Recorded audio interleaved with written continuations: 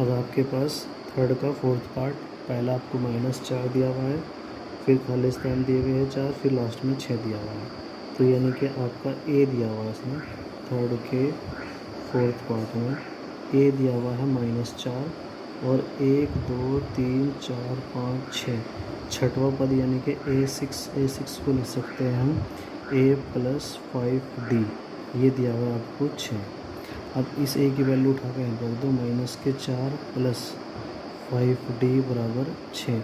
इस -4 को उठा कर उधर पहुँचा दो तो 5d बराबर हो जाएगा 6 - 4 इधर आके +4, तो यहाँ पर हो जाएगा 5d बराबर ये हो जाएगा 10, 5 दूना 10, यानी कि d की वैल्यू आपके पास आ गई। तो ये आ गया आपके पास d की वैल्यू।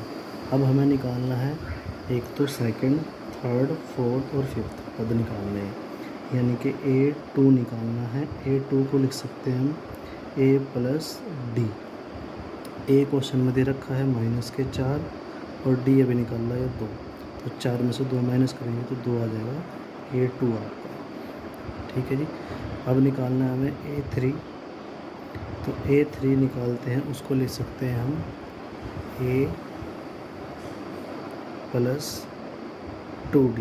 a है आपका -4 है और 2 एज इट इज़, d है आपका ये +2 है, तो हो जाएगा -4, ये 2 दूना 4, 4 से 4 कैंसिल हो गया, तो a3 आपका आ गया आपके पास 0।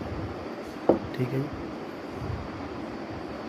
अब हमें निकालना है a4। a4 जो निकालते हैं उसको लिखते हैं a + 3d। तो a है आपके पास, ये क्वेश्चन में दिया हुआ है -4, 3 एज इट इज़, d है आपके पास ये 2, तो ये 4, 2 3 हो गए 6, 4 में से 6 गए, ये 2 आ गया आपके पास a4। तो आपके पास क्या क्या निकल गया, a2, a3, a4, a5 भी निकालना है। तो a5 जो होता है आपके पास a + 4d। a है आपके पास क्वेश्चन में दिया हुआ है -4 है, 4 एज इट इज़, d आपके पास है 2, तो ये 4 जो का, तो ये हो गया 4 दूना 8, 8 में से 4 माइनस करेंगे तो आ जाएगा 4, ये आ गया आपके पास a5। इस तरह निकालना है आपको d, a2, a3, a4, a5, इस तरह करना है आपको थर्ड का फोर्थ पार्ट।